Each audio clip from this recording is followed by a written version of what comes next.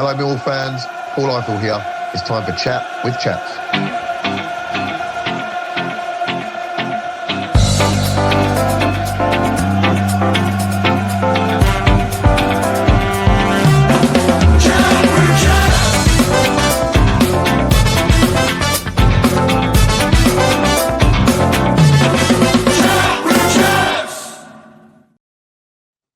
Hello, ladies and gents, and welcome back to another episode of Chat with Chaps. It is New Year's Eve, and I'm hoping that you're going to have a fun celebration this evening. But before you do, I'm hoping you get the chance to listen to this interview. I'm joined by the one and only Gab Sutton, the EFL pundit, the man that gave us that interview with Alex Neil. You know exactly what I'm talking about. Gab, how you doing, mate?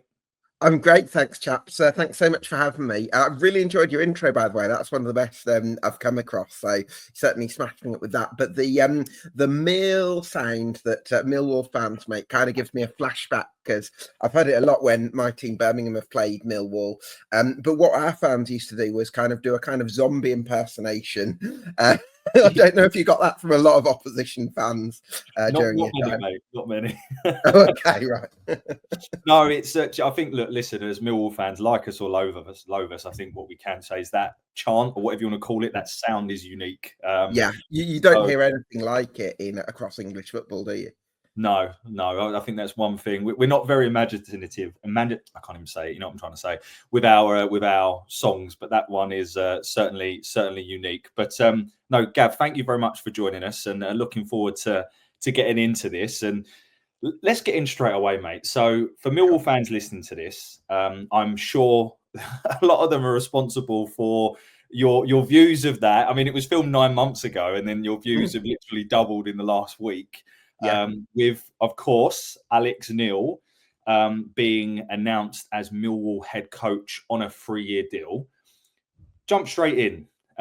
Good fit for Millwall or not? I think it's a brilliant fit. I really do. I know that it probably looks like, given that I'm the person that's interviewed Alex, that there's, some sort of incentive for me to say that. I can see how it might look like that, but I genuinely do feel like it's a great fit. And let me sort of break down why, because I always feel like Millwall have kind of wrestled, I think, with this dilemma of how much do we want to evolve in the direction of the broader direction of the modern game, and how much do we want to stay true to our Millwall identity. And I think you've kind of got to do a little bit of both. You've got to have, I don't think you can ever have a Millwall team that's weak or that's passive. You've always got to have a team that's aggressive, that's on the front foot, that gets after opponents and makes the Den a really intimidating place. At the same time, you also want to be competitive in the modern game and evolve accordingly. And I think Alex Neil is one of those managers that I think hits the sweet spot right on the nose. He has won promotion at other clubs like Hamilton Academicals and Sunderland and Norwich. But actually, the team I would probably look at as a real template for Millwall, because it's a similar situation, is Preston North End, because he built a really aggressive, energetic side that could press teams into submission, that could cut them open in short bursts, that maybe didn't have the quality of some of the other top sides, but still were able to kind of be competitive around the playoff spots because of those qualities, whilst being able to play a bit of football in the opposing half. And I think, I think it's a really good fit. And I also think as a person, he seems to be the kind of person that he's got a bit of an edge to him about which, I've spoken to people who have played under him, like Cameron Jerome. We did a podcast at the Sportsman with Cameron, who played under him with Norwich City, who said you wouldn't want to get on the wrong side of Alex. And yet, on the other hand, when I speak to him, he seems pretty decent, pretty humble, willing to take personal responsibility for things. So he's got, again, a really nice balance. So for me personally, I see it as a great fit. And I'm actually quite excited about the future for Millwall under him.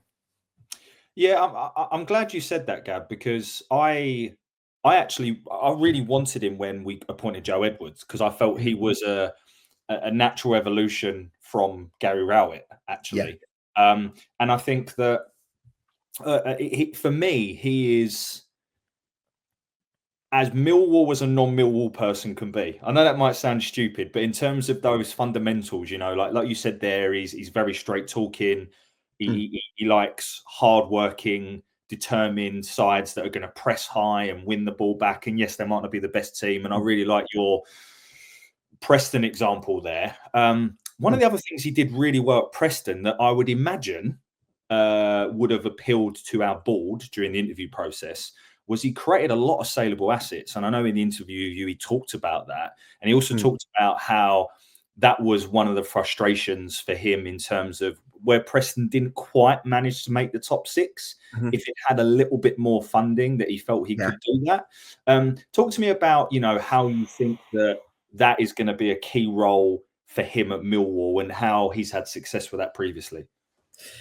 Yeah, I think he's been able to manage both. I think he's when he came in at Norwich, he actually inherited a group of players, many of which were actually older than him. So I think he might have been about 33 and he was managing players who were about 35. So that was an interesting dynamic. But when I spoke to him for my podcast, he said he didn't really question it. He didn't sort of overthink it, which again, I quite like in terms of a Millwall manager, in the sense that you don't want a Millwall manager to overthink things. You want them to be straight in and not really worry too much about the dynamics or how they're coming across. Just be straightforward and honest. And I think I like that quality in him. And I think that probably helped him in terms of settling to that Norwich job as quickly as he did. And they actually, in the second half of that 14-15 season, which is the bit that he came in for, they achieved title winning form and won promotion at Wembley. But then on the other hand, he's managed Preston North End that had a bit more of a balance, where they had more of a youthful, energetic side as well as an experienced core. And I think that's probably the balance that Alex Neil's going to want to strike. I think he'll want a sort of spine of his team that's got some experience and players that he can rely on, but also at the same time have maybe fullbacks or forwards that can also get after teams from the front and can bring lots of energy in wide areas and a bit of pace as well. So again, I think that's probably the template that he'll be gunning for. Yeah, and he often opts for a 4-2-3-1, which is essentially what we play now. Slightly different style, I think, in terms of where he wants those players to press and whatever. But it's quite an aggressive style that I think that he wants to play more of the game in the opposition half, which I think is certainly appealing to Millwall fans. And I think one of the things that we have to address, and I would again imagine this was part of the brief from the board, is whilst we are a mid-table championship side at the moment and we sort of flirted around the playoffs this season, we have the lowest possession in the league, which I had an interview with Sam Parkin and he spoke very knowledgeably, and he was basically saying, as great as it is to have all of the other stats and the other indicators higher up the chain, is it really sustainable to mount playoff challenges when you only have 30% of the ball a game? Yeah, I think there's a balance that's really important for Millwall. For me, I think Millwall are going to have more success not trying to necessarily copy the rest of the league. I think that there's probably more value going to be gained by actually embracing the individuality of the club, because I think where Millwall have tried to be too radical in being super possession based, I don't think the fans have really bought into it, and I don't think it's been a great fit for the fabric of the club. I think once you're in the opposing half, I think Millwall fans are quite happy to see their team play some good stuff and play some one-touch football at a high tempo. So I don't necessarily think that it has to constantly be, long balls into a Steve Morrison figure, but I think that you also want to feel like there's a purpose and there's an intensity to the team, and I think that's the kind of thing that Alex Neil's going to bring. Yeah, and literally just a little bit earlier today, a reporter that I think was a Preston fan, he said what Millwall fans can expect from Alex Neil: us versus the world mentality, organised aggressive teams, fast wingers and a big man up top, a silky playmaker in central midfield, and for every other team to feel like a point against them is a triumph. I mean, I couldn't. At the Den, definitely. I think realistically, there's going to be teams in the Championship that think Millwall playing Millwall at home is a game they should win, and that's understandable. But I think what you always want to have is, that the going to the Den should be a really ominous proposition, even for a promotion contender like I think of the 17-18 side that went on that amazing run in the second half of the season, where Fulham might have won at the Den, at the end of the season, but other than that, all the top sides drop points, and that's the kind of thing, that's the kind of fortress that you want to try and build. Yeah, I mean, we're better against better sides. Look at this season against Leeds, Burnley, Sunderland, and but then unfortunately our away form, we've only won one all season, so that's something you'll certainly need to address. But I just want to take a little bit of a step back in time, and obviously Neil Harris departed earlier than I think anyone was really anticipating. I'd love to just get your thoughts on sort of two questions. The first one, your thoughts on Neil Harris leaving and your view on that. And then the second one is, one of the things that I vividly remember Alex Neil saying on your interview is his next job, I think you might even call it project actually, it has to be the right club at the right time. So linking it back to Neil Harris, why wasn't it the right time for Neil Harris, but it's the right time for Alex Neil? So sort of two questions in one there. You've hit me with a Paxman question there, chaps. What a great question. I don't necessarily know that I'd subscribe to the view that it wasn't the right time for Neil Harris, because I think it's always going to be difficult for Millwall at championship level in terms of that budgetary disparity. And I think what Harris does very well is create a siege mentality. I felt, I don't know what you think about this, chaps, I'd felt like in the last couple of weeks of Harris's reign, there were moments where he'd said some things that were having a bit of a dig at the fans, which if it was any other manager, they might have been lynched for it. But because it's Neil Harris, it's as if he can kind of get away with saying some of those things, and not, So I don't know. So I wonder whether there was an element of Harris kind of taking his eye off the ball or something. I think he is someone who. I've seen him speak to Gills in the Blood TV when he was Gillingham manager, and he says he sometimes says things in interviews that's so cutting and so instinctive that he sometimes afterwards he thinks, "Oh, come back those words." So I think he is a little bit like that. That he'll kind of say exactly the thing that he's thinking in that moment, and doesn't always worry. A bit like what we were talking about earlier, doesn't worry too much about how it's perceived. But I suppose I'll link that to Alex Neil, because again, like I talked about Alex Neil when he came into Norwich, he wasn't maybe worrying too much about how he was perceived. So I think there's possibly a parallel to draw in that, Alex Neil is quite sort of straightforward and pretty direct, and you know what you're going to get from him, and I think Millwall fans are going to embrace that. It seems like there's a mutual regard for the fit, both from Alex Neil and from the club, because if you've got Alex saying quite firmly, next club, right, has to be the right time. He said it openly, didn't think he went in at Stoke at the right time, which has obviously led to what happened there. We can talk about that in a moment. Sure. But the club have given him a 3-year deal, right? Which and it's not a rolling, it's a 3-year deal. Yeah. I guess, was you surprised by that? That shows a real faith in each other, doesn't it? That this is the right fit for us longer term.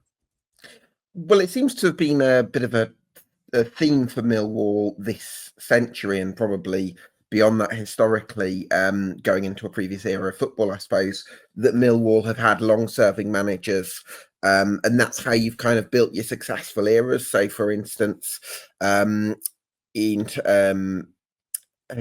was it? Was it Mark McGee you had? And then another, Kenny Jackett, certainly, and then, so it's Mark McGee, Kenny Jackett, Neil Harris, Gary Rowett. Anyway, so just generally, it feels like you've had managers who have had these 4, 5, 6 year periods in charge of Millwall, and that's how you've had your successful eras. But they've been interspersed by, I suppose, your Joe Edwardses, your Ian Holloways, your Steve Lomasses that didn't quite go to plan. But yeah, I think Millwall seem to have had their best success when it's been built on stability, and I guess that's the plan with Alex Neil. Yeah, and it sort of, one of the other things that really struck me with your interview with Alex Neil was he was talking about, he was talking a lot about this, about Sunderland, about having a model, the club having a strategy and a model and sticking to it. Yeah. There is, going back to why Neil Harris left, I again, I don't know, but you can just read between the lines sometime to say that I don't know necessarily whether Neil and the club were exactly fully aligned with the model. So obviously Alex coming in would suggest that he is, or is you know. Do you think? Can I just ask? Turn the tables on you, chaps. Do you think James Berylson has a different vision for Millwall than John Berylson did? I do. I look. This is just my perspective, but for me, the late great John Berylson, we were more than a business to him. I think he fell in love with us for whatever reason. I don't quite know. He fell in love with us, and I'm not saying that James Berylson doesn't have that same love, but I think he looks at it from a fresh pair of eyes. It's now his money, it's his business, and I don't blame him if he wants us to make us more sustainable, right? And not have to pump whatever it is every single year into the club. And I would imagine that's a big reason as to this new model, you know, that we want to be able to create saleable assets, and we'll certainly talk about some of those players in a moment.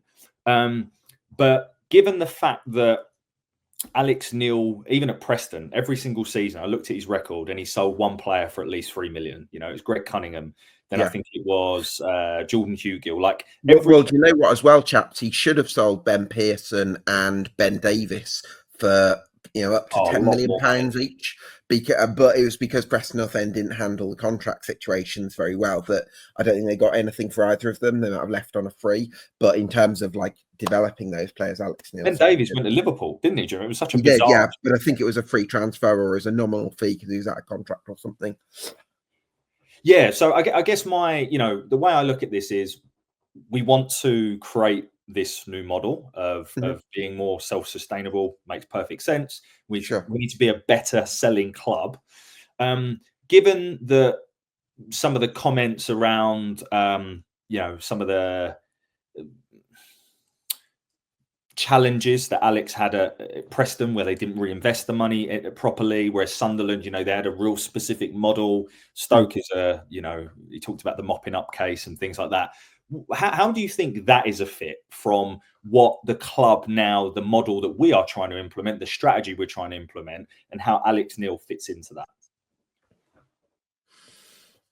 Yeah, well, great question. I mean, I'm really curious to see how James Berylson's tenure sort of transpires, because on the one hand, you could look at it from the point of view of he's been taken under his father's wing, so therefore he's already got that connection to the club. So what you don't have is this fear of some megalomaniac coming out of nowhere and buying the club and nobody knowing where they are or what the intentions are. So I think that's broadly a positive thing but also there's another part of me that's slightly apprehensive about the fact that wondering maybe, because I don't know, wondering whether there's an element to which James Berylson has had his future carved out for him or decided for him without him necessarily choosing Millwall Football Club based on his own sort of personal instinct. Like, it's not like he's chosen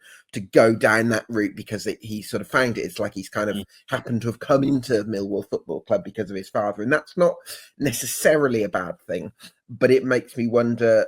I think it means that is his relationship with Millwall Football Club, like you were saying, going to be different to maybe what John's was? So that's one thing that I'm not super concerned about, but that's just one thing that I have in the back of my mind kind of over there that, I'd be really interested to hear James's sort of perspective on that.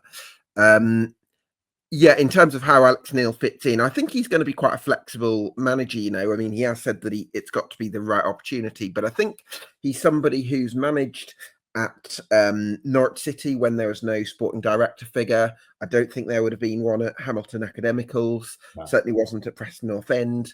If I think of his other clubs, maybe there was at Sunderland, and there might have been one at Stoke. But generally, I think he's somebody who's quite happy to take on a certain amount of responsibility. But it didn't strike me in the interview that he's also some power hungry manager that has to have the final say. I think he's quite open to collaborative process and would probably He did welcome talk about that, didn't he? He talked about how there is always a process where, whilst the Yeah. manager gets to sign off signings, that Mm. you know he doesn't expect to be the ones going out there and sourcing them. There is a department that does that.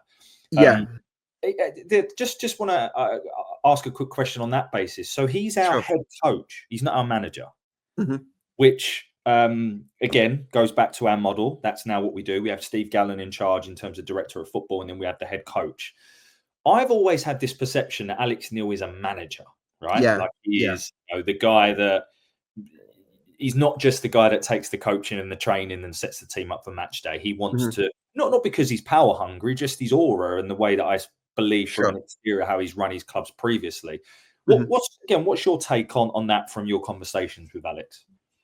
Yeah, I think you've kind of got it spot on. I don't see him as a kind of Neil Warnock figure or maybe a Mick McCarthy that would possibly struggle to take instructions from, you get some I'd probably associate it often with older managers, fairly or otherwise, where because they're so experienced in football, they would find it hard to be dictated to by a 35-year-old sporting director, for instance.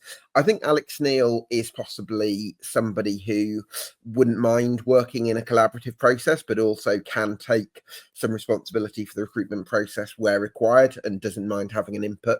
So I think he's again somewhere a little bit in the middle where he can have an input and he can take some of the responsibility in that area where required, but I wouldn't get the impression that he demands it. So yeah, I'm really intrigued to see how things are going to work, because actually this was one thing I'm quite curious to ask you about, chaps. Steve Gallen, how are fans feeling about his regime so far as director of football?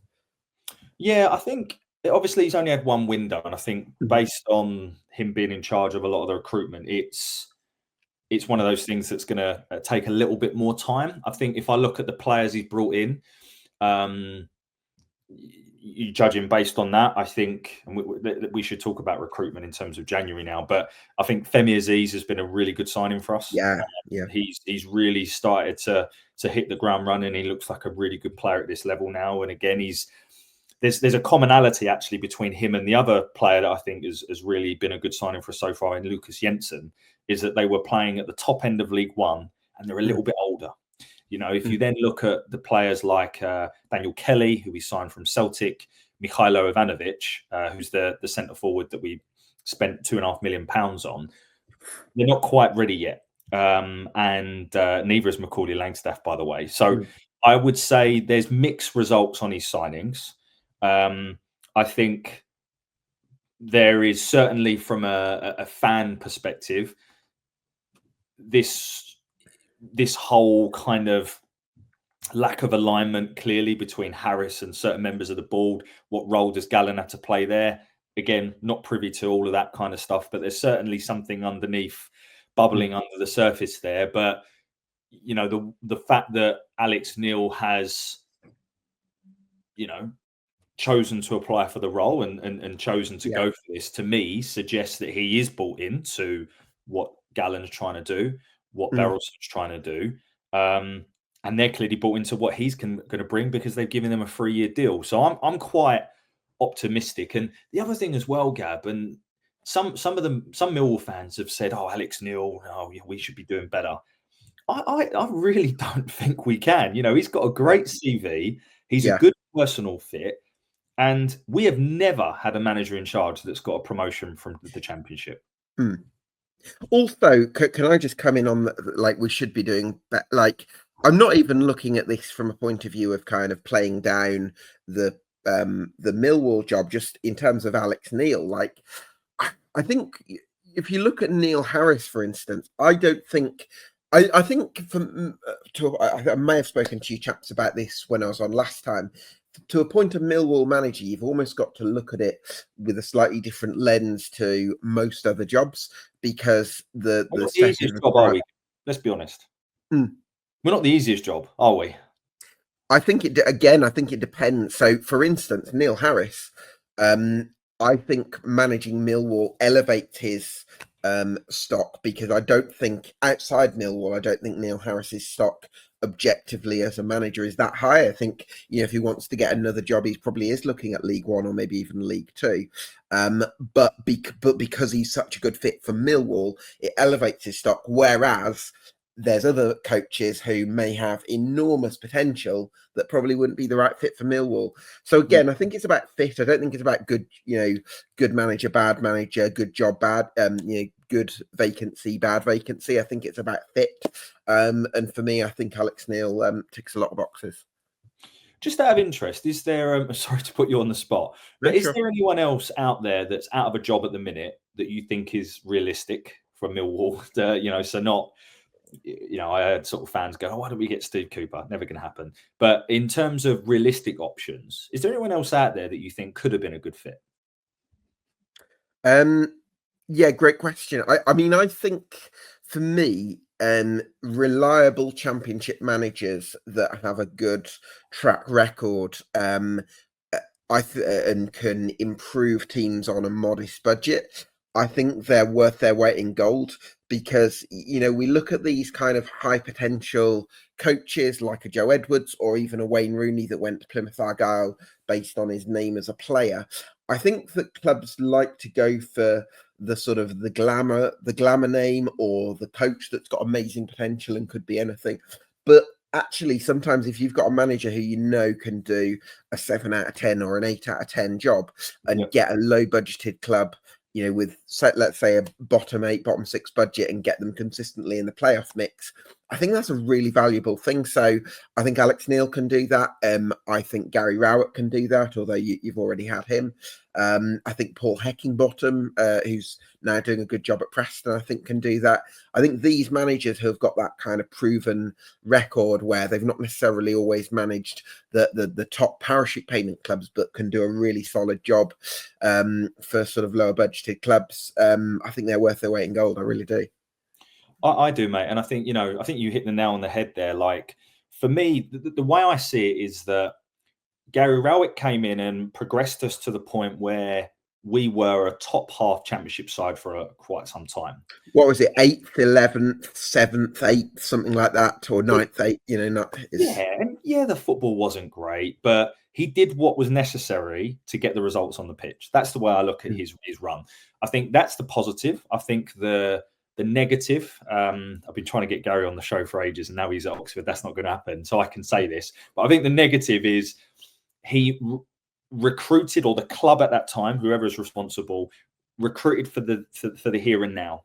They didn't think longer term. And then what's happened as a result of that is, obviously, the Joe Edwards experiment failed because we had all very, very samey, experienced championship players that couldn't play the way that this exciting young coach came in. So that failed. Neil Harris came back in, and he brought the Millwallness back. And also, a lot of the players were still his, because Gary Rowett never really changed it. So now we have a manager that's used to working on a bottom 6 to 8 budget and done wonders at Preston. B, I think will evolve the playing style a little bit. Will give us a bit more possession, but will keep the core of what Millwall teams need to be, which is aggressive front foot, proactive off the ball, and things like that. And in terms of what the club is trying to do in terms of being a better selling club, I think you can do that too, because he has got a track record of developing players and also selling on for profits. So to me, you put all those things in a pot and you're like, well, this guy is the right guy for the next 2 to 3 years. Maybe in 3 years' time, we're at championship level. The average age of the squad is no longer 28, it's 22, 23. Then all of a sudden, you might be able to go out and get some, top European coach that plays all this wonderful football. But for the next 2-3 years, he seems like the perfect man for this project, right? Yeah, absolutely. I think, I think going for manager, I think Millwall should never be pitching themselves too high, sort of stylistically, just because, and I think you should sort of embrace the sort of the fabric of the club and really give the fans what they want, which is aggressive, high tempo football. But chaps, I've got a question for you, which is 1 or 2 up top. Because I think, for me, if I'm Macaulay Langstaff, I would love it, because I know what he can do for having seen his stuff in the lower leagues. I'm pretty confident that if you put a physical, mobile target man, if you like, alongside him and free up Macaulay Langstaff to basically press and poach, I know that he can go on a real goal scorer run even at this level. And you've got the wide players to, at the moment, if you can keep hold of them, to give them the service as well. But I'm also mindful that there's an inclination to maybe play 4-2-3-1. I think that's a formation that Alex Neil has liked, and Macaulay Langstaff might have to be the lone striker. So I suppose my question to you: can Macaulay Langstaff adapt to being the lone striker and being the physical, being a bit, working on his upper body strength and working on his hold up play to so that he can do that as well as score goals? Or do you think, what is the solution for Millwall in terms of 1 up top or 2 up top? It's a great question, and for me to answer that, can Macaulay Langstaff play a 1 up top in a Millwall side, even of my understanding of Alex's nil style? I think the answer is no.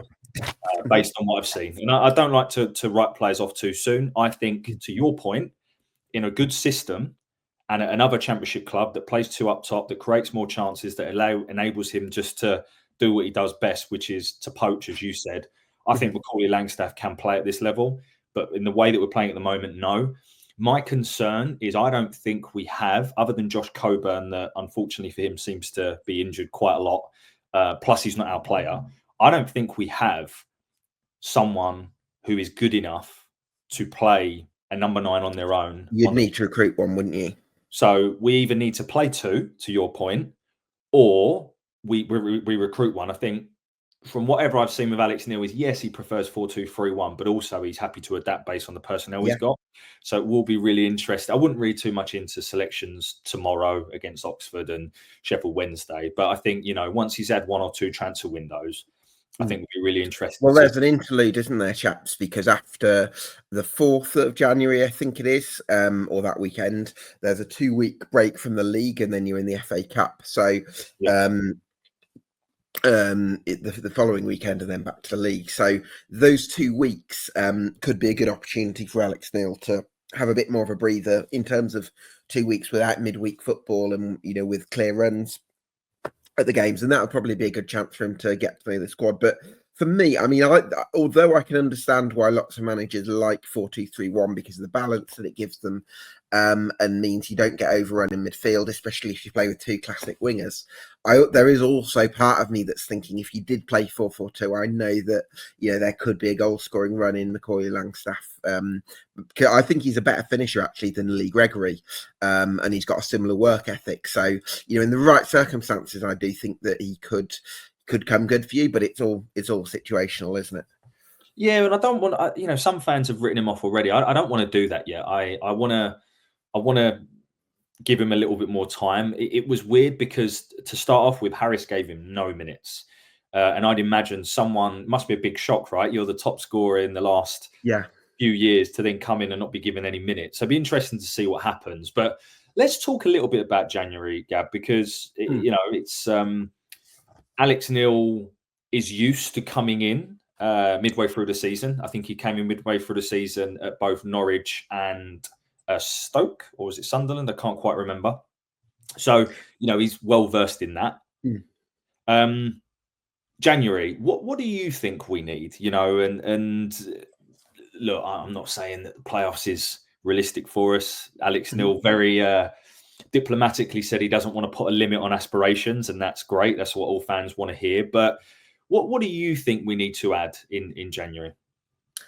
Well, I think maybe a young physical left back that can get up and down, that can defend really well would be great. There's a lad at Leyton Orient called Jack Curry who came through at AFC Wimbledon, so he's clearly London based. He did go to Oxford United in the summer, and he's been loaned out to Orient for the first half of this season. Now, in the event that Oxford United go down, which I can't really see under Gary Rowett, if I'm honest, we were just talking about this off air. But if the stars did align, then I think Jack Curry would be a great signing, and I think he'd really improve you. There's also a lad called Caleb Taylor at Wycombe Wanderers on loan from West Bromwich Albion, who's a very big, commanding centre half as well. So I think he could be the long-term replacement for Jake Cooper, or could play alongside him. You may know have a lad called Yeah, you may know of a lad called Alex Mitchell at Charlton as well. Is he doing well, Gab? Is he? Is he doing Here's well? a look at what you could have had, chaps. Yeah, I mean, Oh. Millwall fans will be. I can see the reactions already. Have you seen much of him? Has he looked good this season? Yeah, I think he's spoken to Lincoln City fans. He said he was outstanding. I think he's done very well at Charlton as well. Very aggressive defender. I think he's perfect for Millwall. I think he's got a long-term potential. I do think that this was a mistake that Harris made. I think because he rated Sean Hutchinson so highly and might not have been as knowledgeable about Alex Mitchell, or Alex Mitchell might have felt like he wanted to be starting regularly. It meant that he made that decision. But I think as much as Hutchinson's a great defender and has been one of the best in the Championship in terms of consistency over the last few years, I feel like if you'd had Alex Mitchell in the team this year, I think he's more of a saleable asset, somebody that you might be able to sell on. But that never seems to have been how Neil Harris is kind of minded, perhaps. Whereas I think Alex Neil, the good thing about Alex Neil is that he might be a bit more like that. So yeah, I think you'd struggle to get Alex Mitchell now, but I think Jack Curry, if possible. There's a lad called Tristan Kramer at Brentford on loan from Brentford at Exeter, who looks like a promise as well. So those will be my three that I'd have my eye on. Nice. Yeah, I think agree. We need a left back. I think Joe Bryan really splits opinion for Millwall fans. I think I'm aware of this. Sorry, mate. I'm aware of this, chaps. Yeah. From my perspective, I think going forward, he's really good. Just he's not so good going backwards, and I think that's kind of where we are. Have you ever used him on the left side of midfield, chaps? No, we've never really played him too consistently in like a 5, because we don't play a 5. So he is playing it left back in a 4-4-2, and credit to him. A lot of what we do going forward, because Ryan Leonard's not really a bombing up and down right back. You know, he's almost a third centre back when we sort of try and push on. But yeah, so I think a long-term replacement for Joe Bryan, who I'm not sure if he's an option, but I think he's out of contract in the summer. I'm going to ask you about this in a moment in terms of players out of contract, but we certainly need someone there. There were rumours today about Wolves being interested in Japhet Tanganga. I think realistically, Japhet Tanganga is a matter of time as opposed to if he goes. Obviously, I always get this wrong. I got it right. There's his shirt. I had the pleasure of talking to him. He seems happy. Did you get him on a contract of two or more years when you signed him? I think he's got a 3-year deal, and he has. Okay, so that's good. So you should be able to get a few quid for him. Yeah, he's got a minimum fee release. I don't know what it is. We did ask him, but he didn't tell us. But you know, I think this one, any Millwall fans listen to this, obviously initial thinking is he's a £10 million centre back, which I think he is. But I don't think any player is going to agree to a £10 million release fee when they sign for a free transfer. I just don't think football works like that. So I would be very surprised if we got that. So I think we need a long-term centre back. I think, and then another. I would love to get you. Sorry, chaps. Would you guess it's more like 5 million the release clause? I would imagine 5-6 with a sell on, and hand on heart, that's based on zero knowledge. It's just, well, I'd like to think a sensible guess. So I think a long-term replacement for him, and then our biggest problem is scoring goals. So I think we're second bottom in terms of goals scored this season, despite where we are. But I think what it is, chaps, is I think you need somebody who can bring it all together. Or I don't think you should make the mistake in thinking we're not scoring enough goals, therefore we need a finisher up top. Because I promise you, Macaulay Langstaff can finish in the right circumstances, but he might not be suited for your system. But I think if you can bring in a striker who can bring it all together, whether they're playing as a lone striker or alongside Langstaff, hopefully that can you'll start to score a few more goals, because you've got the creativity out wide, haven't you? Yeah, I think we need number 10. I don't know. Romain Esse's also been linked with a move away. And look, you know, as frustrating as it is, we're talking about our two best players potentially moving on. This is part of the model, right? We get these players signed. Esse could have gone on a free. Tanganga was a free. If we get, 15, 20 million quid for those two, it's good business. Unfortunately, you want that, chaps, because as much as as a fan base, you might be thinking we want to keep hold of our best players and only sell at these ridiculous prices. And I do understand that. I think if we're looking at this from a business point of view, which you have to a little bit because that's just realistically how it goes, like when Preston North End didn't cash in on Pearson and Davis, it made it a lot harder for their rebuild. And then the last few years, they've kind of suffered from that, as opposed to being able to push on. And so this is what you want. If you can cash in on your best players, even if it's not quite the amount that you'd ideally want, at least you're getting that flow of cash. It means that you can rebuild the squad, you can address weaknesses. It allows you to pay transfer fees. I think this is the kind of model that Millwall have got to move towards. So, yeah, that's encouraging that you've got some value in the squad, definitely. Yeah, and we haven't had that for quite some time, actually. So this is good, and this is probably part of the project. I'll come back to that in a second. I just want to sort of finish up by saying, in terms of recruitment in those forward areas, a couple of players, I just want to shout out some names to you and get your view. So there's three that I think I've been looking at, and I've looked at League One because I don't think we'll be shopping in the Championship, but I think League One, we've proven we can take good players and we can, make something of them.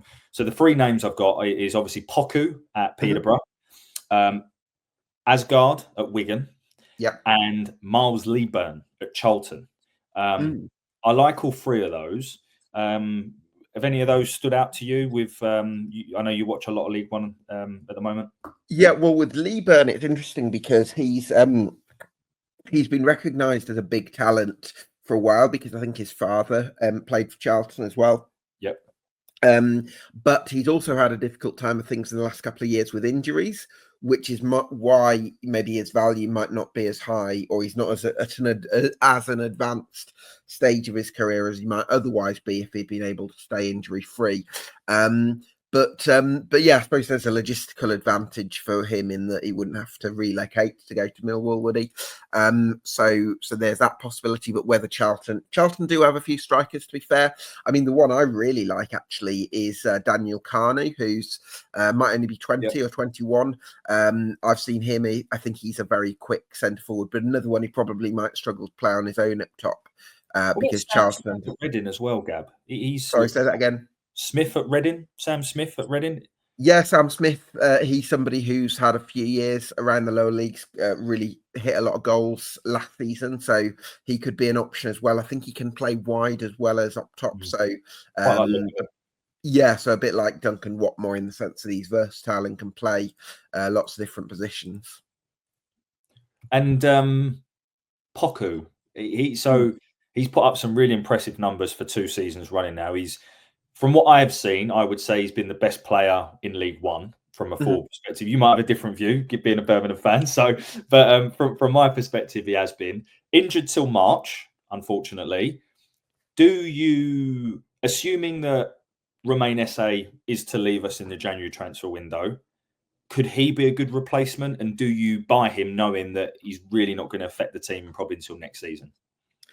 Yeah, it's a good question, isn't it? I suppose if you sign Poku, it would be a kind of bit of forward planning in that if you lost disease, you'd have somebody to come in. I think Kwame Poku, when I spoke to Peterborough fans about him last season, there was a feeling that Ephron Mason-Clark, who they had at the time, was maybe better equipped to handle the step up to the Championship because he's got the physical minerals. So with Poku, I think he would have to adapt to that. But he's certainly somebody who can drift in field from the right and really create things. And he's because Mason-Clark has gone, he's become the main man for Peterborough this season, and he's certainly racked up the big numbers. Yeah, so I think they're the sort of players that we should be looking at. Now, what I want to ask you, and this is a difficult question, but I'd love to get because I'll speak with my heart if I answer this question. So I'd love to get your point of view. For us to achieve what the board want to, what Alex will want to do, what players do you think we actually need to move on? So if I just sort of tell you if I give you a list of names of players that I think are out of contract in the season, caveat, I don't know if any of them have actually got options, but if I just read some names out right off the top of my head, so Murray Wallace, Wes Harding, Sean Hutchinson, Joe Bryan, Ryan Leonard, George Saville, Danny McNamara, Tom Bradshaw. There's a lot of names, a lot of experience, a lot of years at Millwall. What's your take on, any names specifically there, or your just general sentiment of how much of a project this is for Alex and who you would be looking at potentially moving on? Yeah, it's a great question. I think with Sean Hutchinson and Murray Wallace, maybe the biggest question would be whether you feel like you've got enough in terms of players in that kind of mid-20s age bracket who can provide that kind of core leadership group enough, so much that you don't necessarily need the influence of a Hutchinson or a Wallace. So that would be my kind of question, whether you think, for instance, somebody like a Billy Mitchell can step up and become a Millwall captain, or become, that kind of centerpiece or that core leadership group. And if you feel like you've got enough players in that sort of age group who can provide those kind of qualities, then I would say maybe you can afford to move on a Hutchinson or a Wallace. But also I'm kind of mindful of the, the cultural side and keeping the synergy and keeping those sort of leaders, if you like. Yeah, I agree. I think you've got to have a balance, and Alex Neil has always had that, right? I think back to his side, he had, the likes of Paul Gallagher, who was mid-30s at one point, but he was vital to that side, and I liken him potentially to, although Paul Gallagher could take a good free kick. They had a lad called Paul Huntington at centre half as well, Preston as well. Yep. So I think there's a lot of players out of contract, but I think for me, I would probably let the bulk of those go, if I'm being really brutally honest. I think I'd add George Honeyman into that mix as well. But I think for me, George Saville, Ryan Leonard, Danny McNamara would be three names that I would personally be looking to keep, given. Yeah, I was going to say, Ryan Leonard I would want to keep, because he's, do you know what I love about Ryan Leonard is I feel like you could put him anywhere on the pitch and he would do a job for the team. And he's also got that sort of Millwall sliding challenge in his locker as well. Like, I've seen him, if he's chasing somebody and he's playing at right back, he'll absolutely clatter them and take one for the team. And I do like that about Ryan Leonard. So I think he can be, because he's one of those sort of mid to late 20s players as well. So maybe he's somebody. He's 32, Gab, now. Oh, he's 32. Yeah. Oh, Jesus. Okay. But he spent a lot of time sort of in and out the team injured, and I don't think the amount of games he's played necessarily reflects his age. So I'm hoping, given the fact that he seems a really fit lad, his acceleration over 10, 20 yards is ridiculous. He's found his position, I think, that doesn't play with his injuries. And he's been our captain in absence of Jake Cooper and Sean Hutchinson. So quite clearly his experience is valued, and one player of the year last year as well. I don't think he's the most technically gifted, but I think, as you said, you put him anywhere on the pitch, and I think you know you're going to get from Ryan Leonard. Talking of Cooper, chaps, how's his form been this year? Well, he's been injured for the last sort of 6 or 7 games, unfortunately, which is very rare for Jake Cooper, because he's been so consistent, hasn't he, over the last 5 years or so? He has, and I think he's been really good this year, actually. I think the challenge that Jake Cooper has is, because he's always in the team, people don't realise what he brings, because you only realise it when he's not there. And I think the other challenge he has is Japhet Tanganga is so good that he can make any centre-back look great. And, no disrespect to Murray Wallace, because I think Murray Wallace has come in and done a much better job than I think all Millwall fans thought. But Japhet Tanganga is just that good. And I think what we have missed from Jake Cooper is his presence in both boxes. There's been a few times where balls have come into the box and we've missed the first contact where normally we would get it because he's there. So, Hutchinson's not that tall, is he, chaps? No, and he played a game and then got injured straight away. So, as much as I love Sean Hutchinson, and you can tell what he brings to the group, I think he probably needs to be moved on in the summer. So you've got Cooper there. If I try and think in terms of the group, the leadership group to move forward with, you've got Cooper there. He's only 29, and defenders of his type can probably go on for quite a long time beyond that. You've got Billy Mitchell, who has obviously had his injury issues this year, and would have probably been expecting to play more of a prominent role, I suppose, if without the injury. So, I mean, hopefully he could. Do you know what the timescale is on his resurgence? It's a weird one because he's been back now in and around the squad for a good month or so, but he's just not really featured. I maybe he's just not quite ready yet. But we've been bringing on Ryan Wintle instead. Okay. I think. See, I don't really think of Ryan Wintle as much of a Crewe player. I've seen him as a Millwall player. Sorry, I've seen him play previously for Crewe Alexandra, and he's a very cultured footballer who can ping his passes, and he's got a lovely sort of velvet touch about him. But I wouldn't think of him as a. Maybe I'm sort of being a bit stereotyping here, but I wouldn't think of him. Whereas I look at Billy Mitchell, I think he's really talented, but he's a very dynamic, somebody who will go in for those challenges, but also drive forward with the ball and create that way. Whereas Ryan Wintle is more of a kind of classical playmaker kind of type.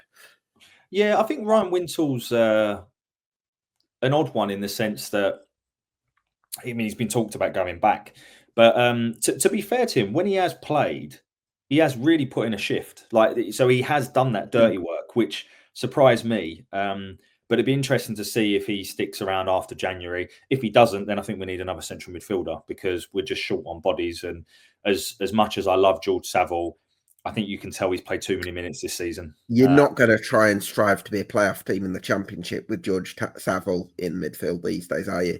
Oh, that's a strong statement, Gab. But again, head over heart, I think you're right. I think for us to Casper De Norre, I think is an excellent. Yeah, he's the one that you want to try and build around, isn't he, Casper De Norre? Yeah, for me, Sav has a role to play. I think he is our leader on the pitch. If you watch him, he's the one in the referee's faces. He gets the team going, loves a tackle. But I think he's not a 46 game a season. I don't think he can do it anymore. And I think he'd admit that himself. So, however, I want to ask you one final big question. So going back to Alex Neil, in your eyes, what would determine and how would you measure success in his 3 years? Oh, wow, what a great question. I think it's very difficult to say categorically if he gets Millwall into the top 6, he succeeded, and if he gets them 7th or below, he's failed, because I think it's more of a grey area than that. And I think what you're relying on a little bit is Millwall, you're always going to have a small squad because you want to go quality over quantity. So you're going to rely on keeping your best 11 fit and fresh and available and all the rest of it. And you're also going to hopefully rely on, maybe some of the parachute club, one of the parachute clubs any given season, maybe having an off day. And yeah, you're probably going to need a slice of luck, as well as, creating a real fortress at the Den where, you might only lose 2 or 3 games there all season. And creating that sort of mentality where teams hate going there. So I think there's a few things there. I think really he's got to try and create a real siege mentality at Millwall and sort of pick up on from the work that Neil Harris has done, whilst maybe taking things forward a little bit in terms of playing the opposing half and adding some different ideas, but also keeping those core Millwall principles in place. And I think he's the perfect manager for that. But even with that, I still think you're probably relying on a little bit of fortune in certain other factors like availability and like the state standard of the league and things like that.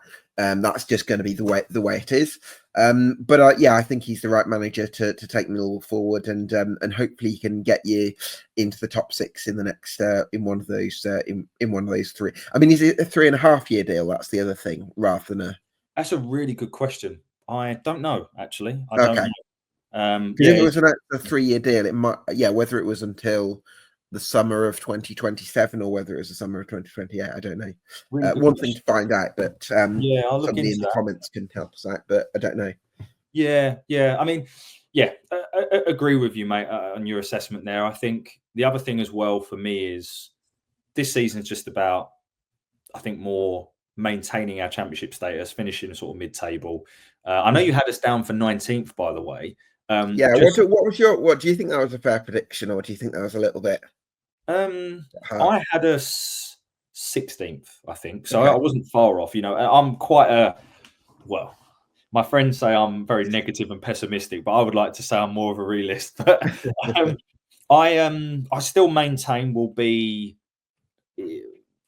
bottom half somewhere, but I don't think we'll go down. Which whether that's 13th or 20th, it doesn't really matter. I mean, have you seen anything to change your mind too much on 19th?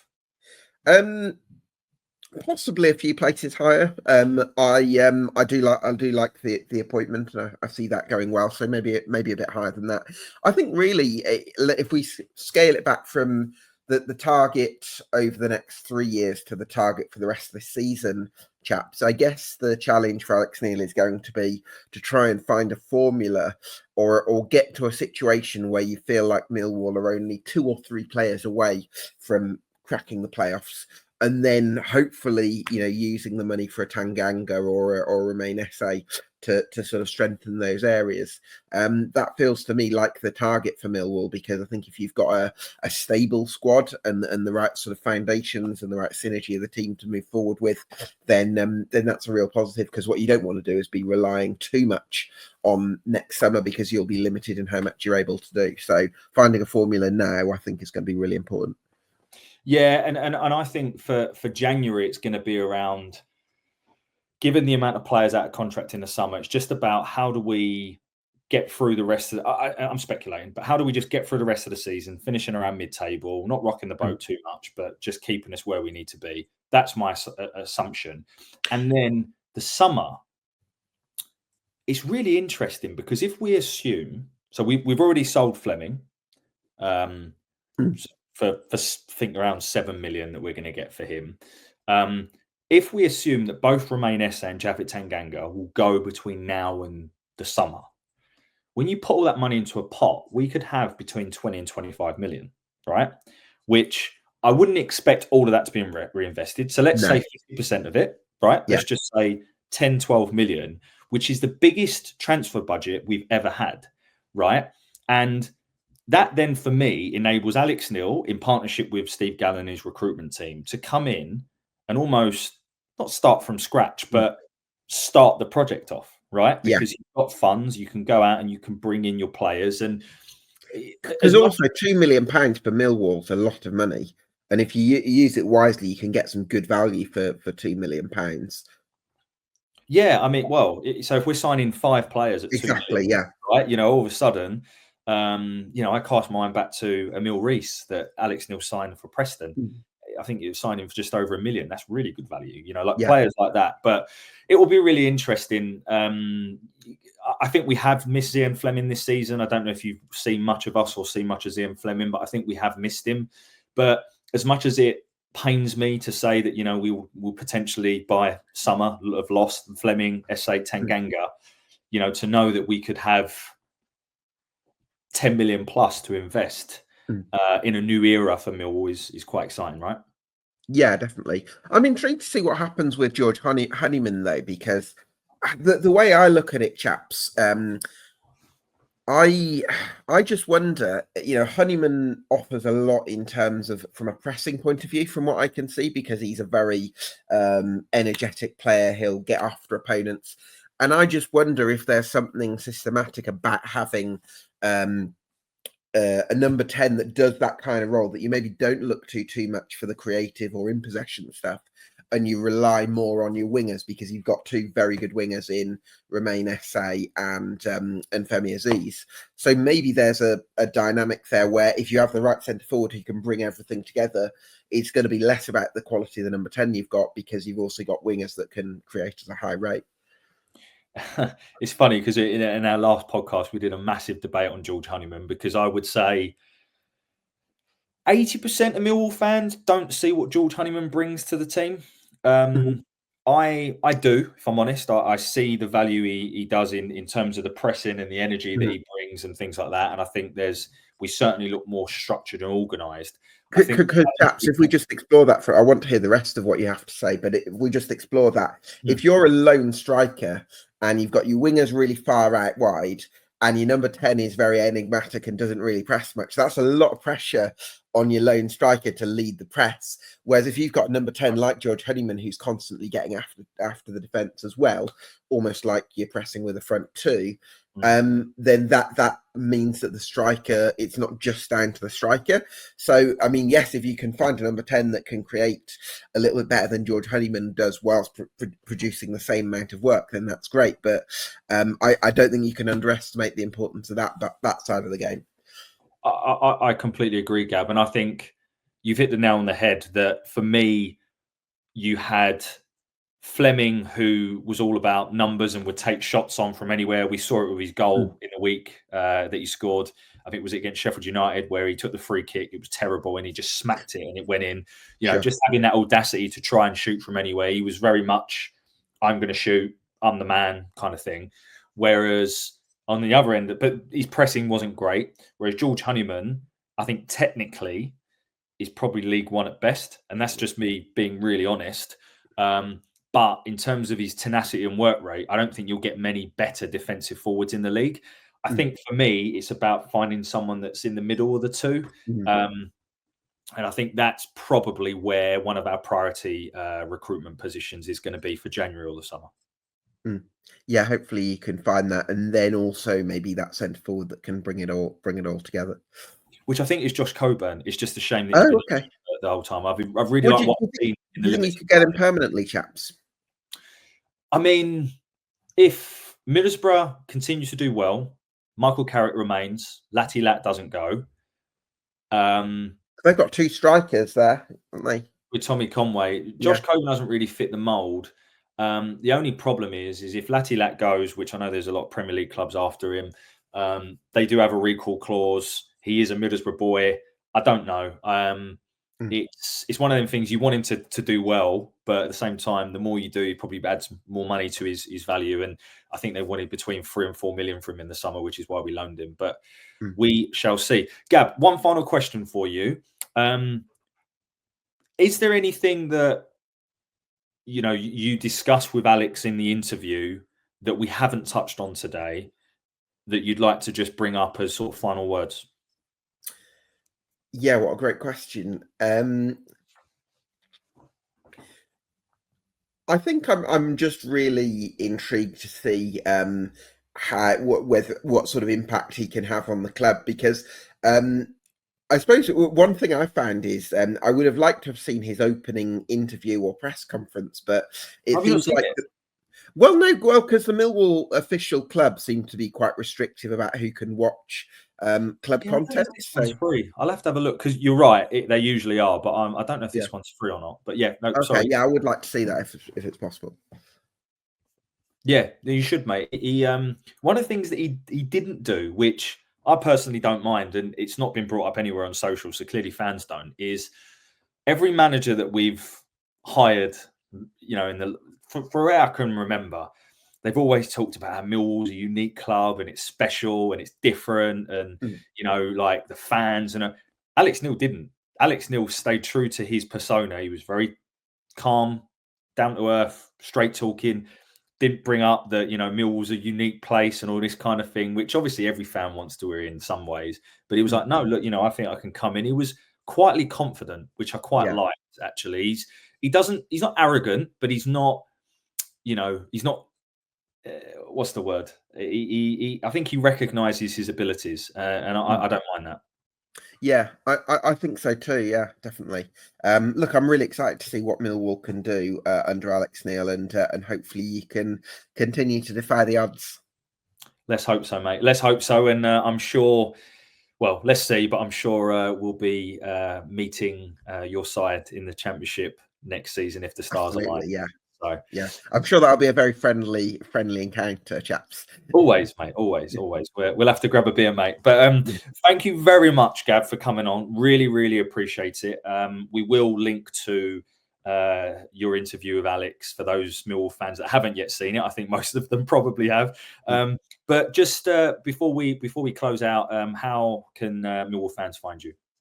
Yeah, so you can find You can find me on Twitter at Gab Sutton, and you can also follow the hashtag EFL Debate, which you can also subscribe. You'd do me a massive favour with this. Subscribe to EFL Debate on YouTube and on Spotify. If you just type it in, you should be able to find it. Because you get some more subscribers, that always helps. But yeah, otherwise you can follow me on Twitter at Gab Sutton. We have our Championship podcast for EFL Debate on Mondays at 5:30.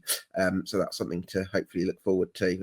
So we can join in the conversation. So yeah, I'd really appreciate any subscribers, and obviously follow me on Twitter at Gab Sutton. Lovely stuff. We'll link to those in the description below, mate. And we're going to get this out. It's now, what's the time? 4:15. I'm going to aim to get this out by 6 o'clock so people can listen to it whilst they're getting ready for tonight. But Gab, thank you very much for coming on. I wish you and all of the listeners a happy new year. And of course, guys, as we said there about Gab's, please subscribe to his. Please subscribe to Chat with Chaps if you haven't already. Everything we do goes to Cancer Research UK. So, even if you don't like me or Millwall, you're doing a good thing by contributing to that. So thank you as always for listening. Happy New Year. And of course, as always, bye for now.